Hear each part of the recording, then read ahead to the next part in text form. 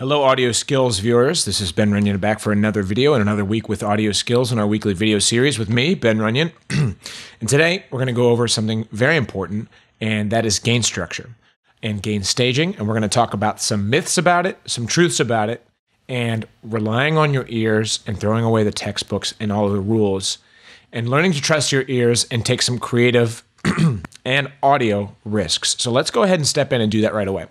So here, if you watch my last video, you'll see a project that has matured a little bit from last week in terms of the way it sounds. We're going to talk about being able to get this song on SoundCloud or Spotify or Apple Music, being able to throw it on there with authority, being able to throw it on there with confidence that it's good enough to be on that platform in lieu of paying, $300-$400 to a mastering engineer or mixing engineer to take your work, put their hands on it, and possibly change the timbre and the artistic nature of the mix. I want you to feel confident that you can do this yourself. Now, if you're someone that says, buy the book, you're a mastering engineer, you went to school for audio engineering, you're going to pick this video apart. I can guarantee it right now. So just go ahead and tune out. But if you're someone like me who knows they can get a great sound or wants to get a great sound and is confident in their artistic abilities and just wants that extra little boost to be able to get your music on streaming platforms sounding pretty good, then go ahead and watch with me right here. This isn't a masterclass. This is a let's get shit done video. So let's go ahead and do that right now. I'm going to play a little bit of the song, and then I want us to start to look at some things and start to develop some skills to be able to balance this out, be able to mix this down and do a quick little mix and master and send it to my desktop and be able to upload it to a streaming platform or social media. So let's go ahead and do that. When the rain clears out, when the streets are clean, I'll tell you, boy, that's where you found the keys to my heart, heart, heart, heart, to my heart, heart, heart, oh, to my heart, heart, heart, heart, to my heart, heart, heart, oh, to my heart, to my heart.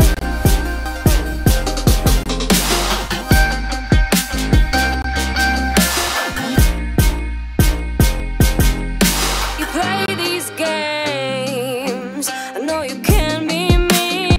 Okay, so you see that I zoomed in on it, and you can already see that there's a problem here. While I don't think that the track sounds bad or even really distorted, the fact of the matter is that it is going over 5 dBs.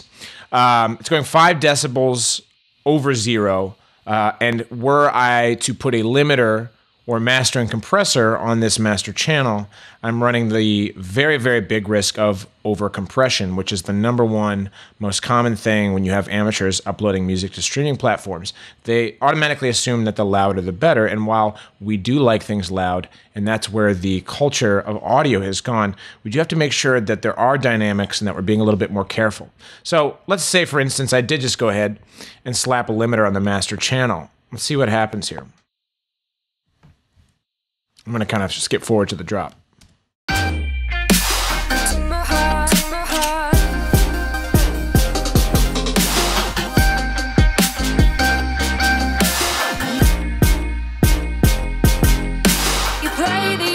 Well, it's not necessarily the worst thing in the world. I have 3.8 decibels of gain reduction, which is well within my 5 decibels that I'm usually going forward as a max, but there might be some additional things I want to do with it. Now, all that said, before I even get to that process, it shouldn't necessarily be a brick wall in the defense of the track going over 0 dBs.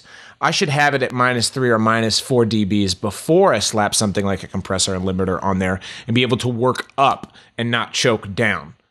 So, with that in mind, let's talk about a few solutions to that problem. Now, one solution is, and it's not necessarily a bad solution, is that I shift select each one of these tracks and that I pull all the faders down. So let's try that.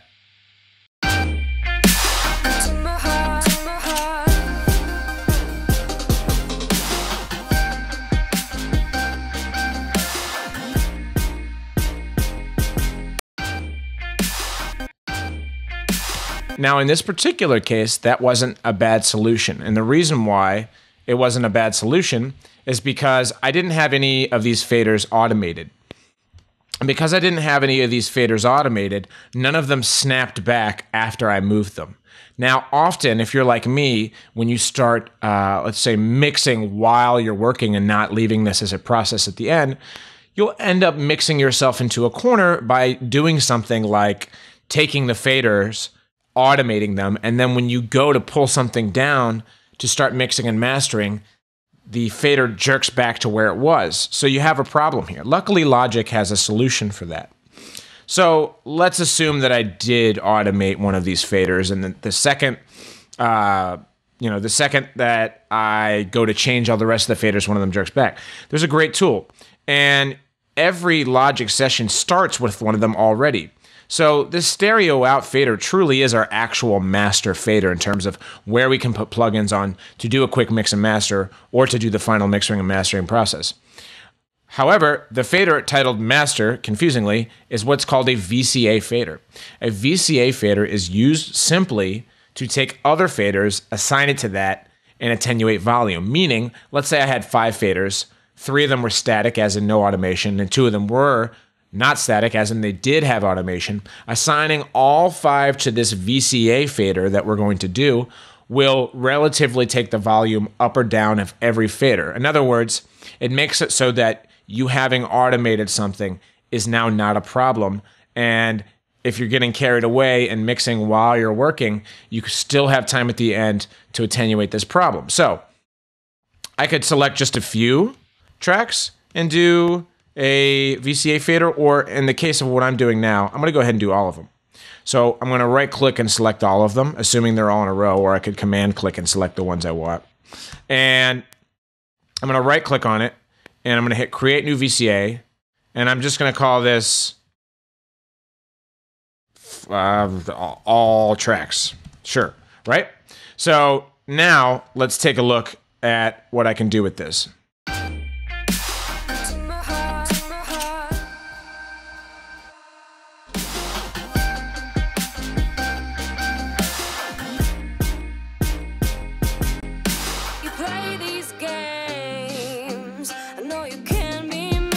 So now that I can use this track to kind of control the noise floor, control the gain structure of the track, assuming I've even mixed somewhat correctly to this point, I'm going to go ahead and I'm going to start working on this master fader to kind of get the maximum loudness while maintaining dynamics.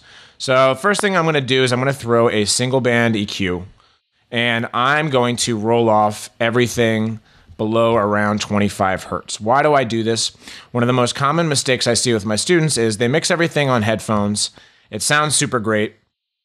And they go ahead to come to class and they play it on the big speakers, and it's on the low, low, low ends. Generally speaking, most of the sound systems that we're listening on cannot reproduce below 30 hertz, but cars can, larger speaker monitors can, etc., etc. You get the idea. And for the most part, we just don't really need those frequencies below 25 hertz in most music because it's really not melodic. It's really just feeling. So unless you're working with deep, deep, deep 808s and trap and hip hop and that sort of thing, you don't necessarily want these frequencies. It's also kind of breathe a little bit life into the mix by pulling out some of these low frequencies. And I set it at a 48 decibel because I want it to be as severe as possible in cutting off those 25. The next thing I'm going to put in here is a multipressor, which I'm going to explain in a moment. And then the next thing I'm going to put in is a limiter. Now, your choice of you using a specific plugin or the adaptive limiter, that's your call. The adaptive limiter and the limiter do have similarities and differences, but just for the sake of conversation right now, I'm just going to use the limiter because I don't want to go into explaining all of this stuff right now. Now, a multipressor is simply a compressor that compresses over multiple bands. Not rocket science there. So let's get my ducks in a row here. So I'm going to go ahead and hit play, and I'm going to start to monitor my stereo out and see how close that is getting to 0. I'm going to monitor my gain reduction because now I have a compressor that I'm pushing up against the limiter, and I want to push into it but not too hard. And for me, generally speaking, give or take 5 decibels is where I start to notice maybe overcompression. So let's go ahead and do that. And also notice that maybe I'll be playing around with the compression of the individual bands depending on what kind of frequencies I'm looking for. Maybe more bass or less treble or less mids, et cetera, et cetera, et cetera.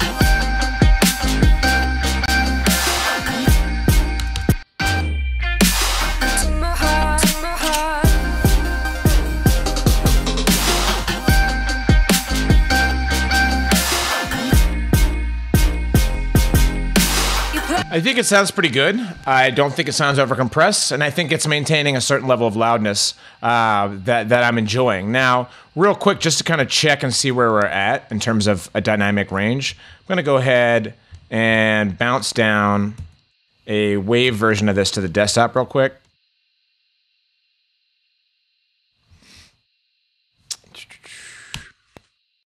And I'm going to bring it back into Logic, and I'm going to take a look at its waveform so we can kind of talk about, where that's at. Now, in my opinion, this isn't necessarily a replacement for having a mastering engineer. Maybe at the very least, I have a whole other opinion on mixing and as far as other people having their hands on your artwork. But this can get you at least to the point where you can share this on SoundCloud or social media and feel good about sending this out to record labels or mixtapes or blogs, et cetera, et cetera, et cetera. And there are some other more advanced tools like Isotopes, Ozone, and Slate Digital's FGX mastering compressor, and plugins like that that are going to have a little more optionality as far as getting you that maximum loudness, getting you that professional stereo imaging that you're looking for. That said, I do believe that Logic's multipressor, limiters, EQs, et cetera, I do believe those are quite capable as it pertains to being able to mix and master your own work to a point. So I'm going to go ahead and hit new, and I'm not going to close that. I'm going to go to empty project. I'm not going to close that. No, thank you. And I'm going to go ahead and pull up an audio track. And I'm going to go ahead and drop this file onto this audio track. Sure, import tempo information. And I'm going to go ahead and zoom out there. And I'm going to take a look at this in finer detail. And as you can see, this looks pretty good as far as gain structure is concerned, as far as, putting this next to a professional track, and as far as looking at the transients and basically saying it's not a complete block, it's not overcompressed, it has dynamics. There are ranges that are quieter than others, but it also has that overarching nice block shape to show that there's consistency throughout the track, and that I'm not going to have to turn the track up or down at any given time to hear more or less.